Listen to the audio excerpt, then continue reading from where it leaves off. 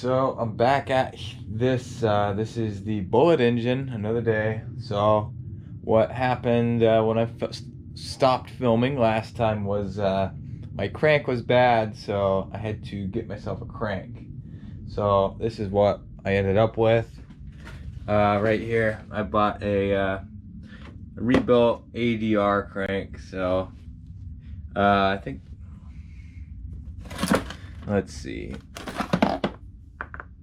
Okay, well, whatever. Yeah, this is an ADR crank for a small pin 750. And so that's what goes in this engine, the big bore stroker 800. So at least it should be nice and new and fresh. I didn't really feel like spending $500, but I kind of just had to do it, and so yeah, it should work out to get it together. I got the engine basically together with the holes in the pistons, and I've been doing some kind of checking the squish on here, and I got a few different heads. This is a stock 750 head. This is a remanufactured SBT head. And it looks like really the squish really isn't that great on either of them. So I think I'm gonna cut up this. You can see I got a PJS head that's a little bit boogered in there, but I think this is for a 650. But I'm gonna try to machine this guy out a little bit with just my grinder, and if I can get the CC to where it seems like it'll be all right for this engine, then I'll run it. It'll look cool at least. I don't know, but if I put it on here, I'm gonna have to find some longer bolts or studs, because there's not really enough room to get a bolt on the end or a nut on those with this head. But I'll give it a go. I'll show you what I'm gonna do, how I'm gonna do it. We got the JetSki Brothers cabinet here. I need, as you can see, we're getting organized. Okay, looks like the grinder's not in there. Somebody not putting their tools away right. So I'm gonna use a head like this and match it to kind of where the gasket is, because that's how the bore is set up. And I checked this thing out earlier, and basically I need to find 5 more cc's in it, and I think if I match that squish to the edge and smooth it out, it should be about right. And then hopefully we'll get around 60 thousandths for the squish, at least. So that's what we're shooting for. It was way more, it was a bit more than that on my other heads I checked. So that's what Joel Arsenault said is a good safe to shoot for. So I'll try to do that, and I'm just gonna start at the edge and roll down.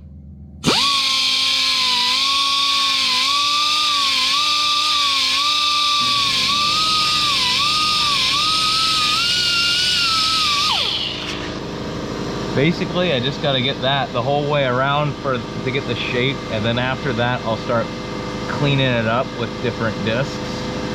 Alright boys, you can see I'm in the bathroom now, and so this is what it looks like after I cut it. It's not perfect, but it's pretty good for doing it by hand. Obviously, if I would have done this on a CNC mill at my work, it would have been cool. It was just not really something I was able to do for this time out there. But and I don't work here, by the way. I don't work here, but I used to work here. Not anymore. Just noticed I had an old work shirt on. But so what I'm gonna do is I'm gonna measure the CC with this guy. This is like a turkey baster or something. But so the way I've done this a bunch of times is you just tape off the inside, and then you try to get a flat amount of water in there. And I'm not saying that this is like the best thing ever, but you can definitely get yourself a pretty good idea of what you got. So I just need a little more. I'm just trying to get it flush with the edge. Or at least, okay, it's tipping a little bit on one side and it's a little bit low on the other side, but I think this will be a pretty close idea of what I got. So each pass of this, I'm gonna try to go up to 5. That's 5. This is tricky, by the way. 10, 30. All right, so I was shooting for 32, and it looks like, really, oh, imagine that. We're right at 32. 32 is the CC. So if you go to like the ADA website, they sell the domes for so many different things, and they say the CC and what kind of fuel you're supposed to run on it. And for an 82 millimeter SXR, you want a 32 cc dome.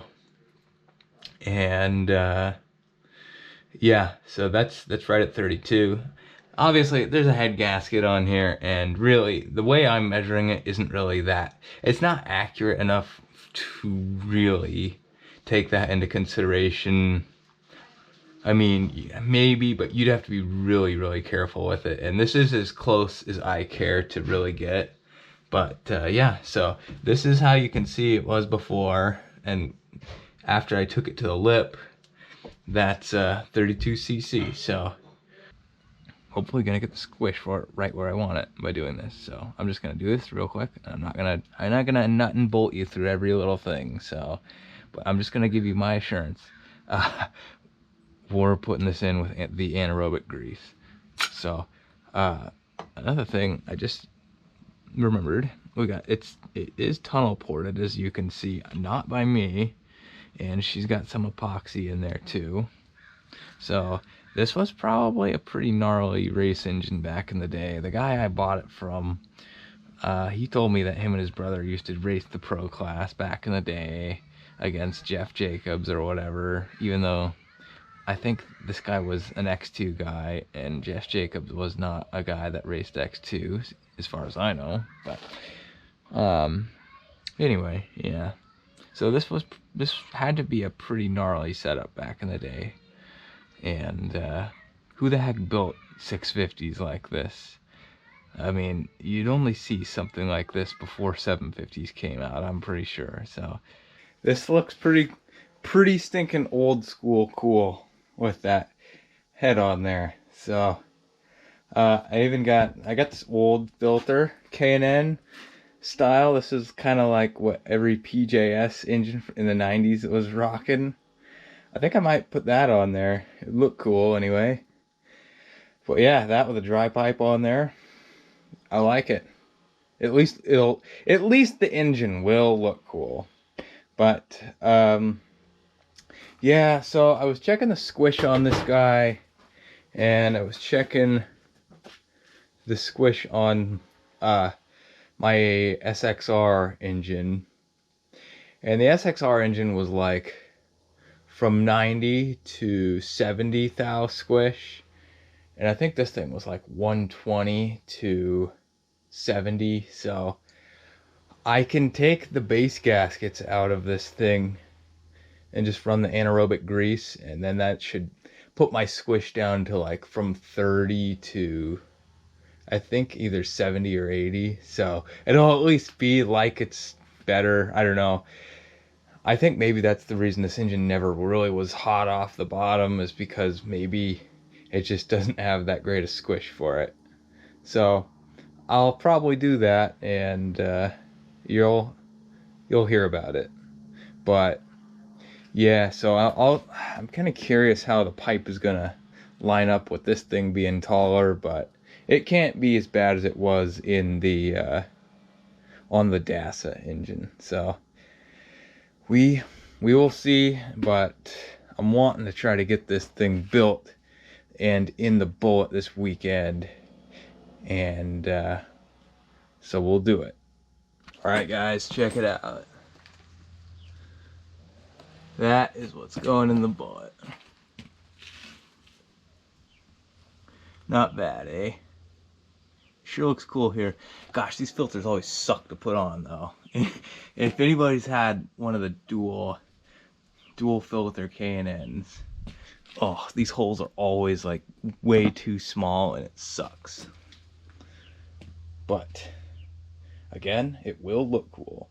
Obviously, you're thinking, holy cow, he's got a PJS 650 with a factory pipe he's putting into the Bullett? No way, right? Well, I'm gonna tell you, you can still buy new PJS parts even though that company's been out of business for like 30 years. And I'll tell you where you get them. You get them from vintagejetski.com. And if you use the promo code JetSkibrothers, you can get that for an additional 5% off. So, I'll tell you what, I don't really know if there's any more heads from PJS in existence, but they got some PJS goods there. So, obviously, everybody knows how old school cool PJS stuff is, and indeed, now you know. So, go buy some PJS parts. Another quick thought is I still haven't really finished the paint or graphics or whatever it is I'm gonna do on this here Bullett yet. And basically it's come down to a couple of different things that I'm planning on doing. So you can tell me what your input is, and maybe if I haven't done it by then, I'll use your guys' input. But so I was thinking of maybe just doing kind of like an old school stripe and splatter pattern on the outside, like to something kind of like what's in here, except for like more thought out, and probably it would look a lot more like stuff people were actually doing in the 90s, and not quite as much. It'd be more like that than like what people's representation is of what a 90s ski looks like today, like when they try to build a vintage ski. So that would be kind of cool, and it would be cheap, and it would just be a little bit of work, but I think we could do it fairly good. I mean, you guys have seen kind of, we got the Rob built boat here, and we have the Rob ski over there, and I'm thinking of something do it yourself, more along the lines of something like these, which are pretty cool, right? But they're not that complicated to do. It's just taped off stuff. And then my other option, I'll take you over here, is to have Andrew, our airbrush guy, do a paint job like we got on the Planet ski. So I don't know, he says he knows how to paint like a couple of things. He could do like a cave or a sunset or something similar, but he agrees that it needs to look distinctly totally different than this guy if we do it. So we have some options there, but basically it's either going to be something like that or like a stripey paint job like on Rob's stuff. And tell me what you guys think. Originally I did want to, I was doing vinyls, and I tried messing around with them a little bit, and I was going to make kind of like a vintage looking vinyl paint or vinyl stripe checker scheme on that thing, kind of inspired by the old PJS skis, but it just didn't really work out, and my materials weren't that great either, so I scrapped that. But yeah, if you guys let me know what you guys think, and if I don't do it by the time this video goes up, then you guys will maybe influence the decision. So think about it. Check it out. as you can see, it's been running, and I'm gonna slap some new plugs in there so that I can kind of get a read on where we are. Get a load of this, boys.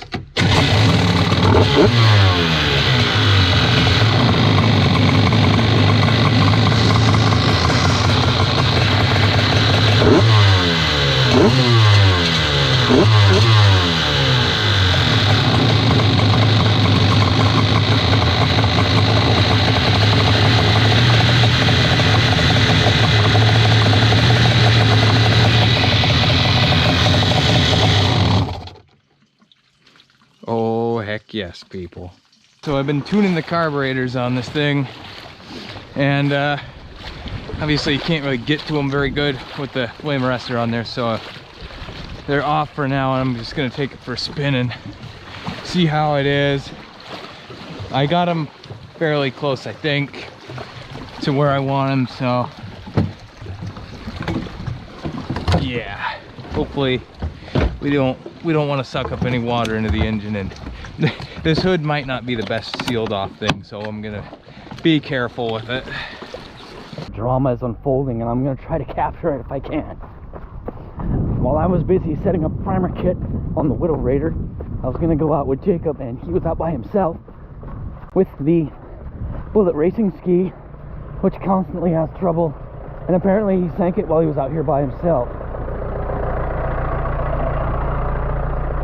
Unfortunately, there's not too much to see at this point.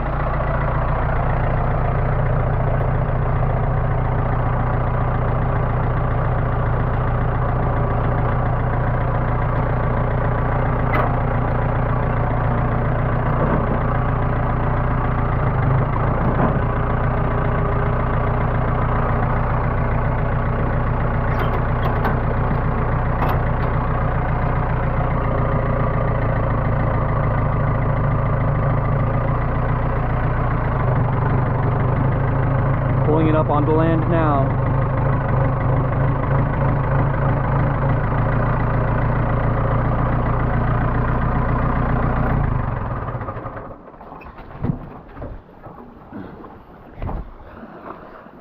So we had a buddy make us some 3D printed drain plugs. Broke. That's a 3D printed drain plug? I reckon we need to set her down. Yeah.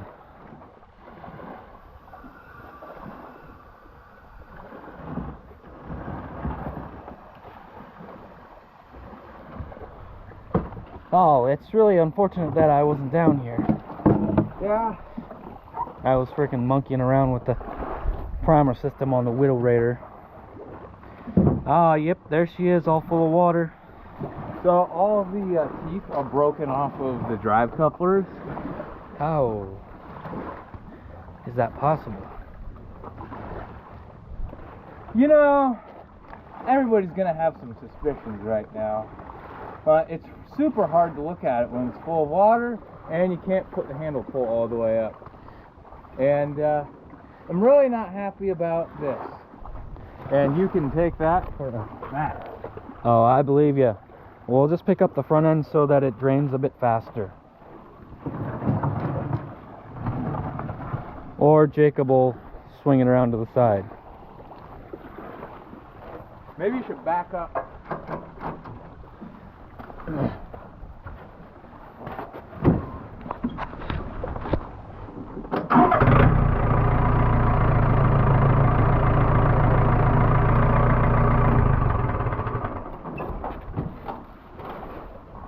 It's really turning into quite an adventure. Yeah.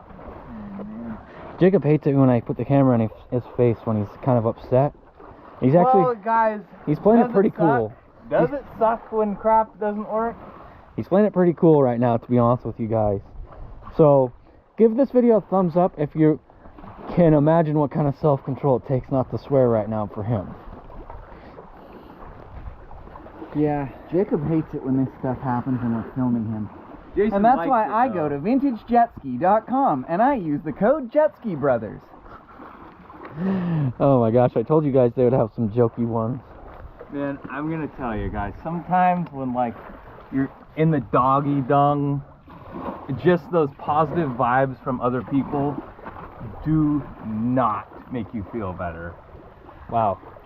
He won't be saying that when people are encouraging him on the video. No, well look, this is sucks, guys. The coupler broke all the teeth off of it. Oh my gosh. Like, and then, so Jacob, when you say it sank, how far, like, was it underwater? Okay, I'm walking her in, you know, way out there. It's not that far out, but, you know, you never enjoy walking them back in. And then I get 20 feet away from shore. I'm like, what am I going to do? And I'm like, oh, crap, this thing is just sinking. That's great. So it didn't sink to the bottom? No, I got it pretty close by the time it was like full of water. Oh man, some of the stuff we do is a good thing we're not on a lake. Sometimes, I said in that other video, we better have the camera out immediately for the ski. Well, you know what? I was about to go out there. I'm like, all right, guys, so it looks like we're all ready to go. All right, I got the carb dialed in a little bit. All right, I'll give you a little shakedown. And then immediately the camera battery dies. Right. Good timing. Okay, well, there's not really much else to see or do here for you guys. I mean, you can see it has kind of a cool little motor in it, a PJS motor with the dry pipe. So it's different than the DASA motor that it had at one point in its life. Yeah, I was riding this thing and I heard just a big boom. Oh, I heard it. I was up there and I heard it and I was like, oh, that thing just took a dump. And I'm like, well, it's either really bad or it's kind of bad or it's really, really bad. So. Oh yeah. Yeah. So right. guys, you might be seeing another build sooner than you think. Okay.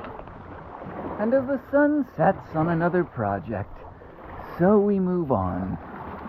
And as our lives coincide with the cycle of the earth, the moon is right there. And so the night's light reaches our hearts.